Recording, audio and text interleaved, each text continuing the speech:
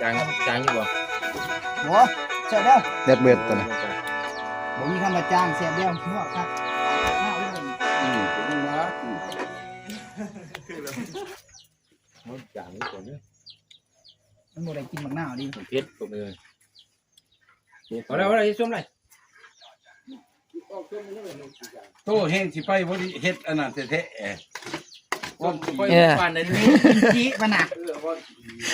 ขอย่านขี้จะได้ด่าก็กินขี้เพราะว่าตั้งผสม น้ำเลยบ่นี่ใช่เลยบุบวใส่ กินตรงเบิ่งอ่ะเอวาคุบีโอ้ปลาครึ่งพี่น้องเอ้ยปลาครึ่งแซ่บขนาด ต้มเฮ้ยจองแล้วฮะเอาปะ เอ้ยเพิ่นมาสูง ไปยังไงมาค่อยมา โอ้ยมันบ่เคยกินรสจัดรสเกี่ยว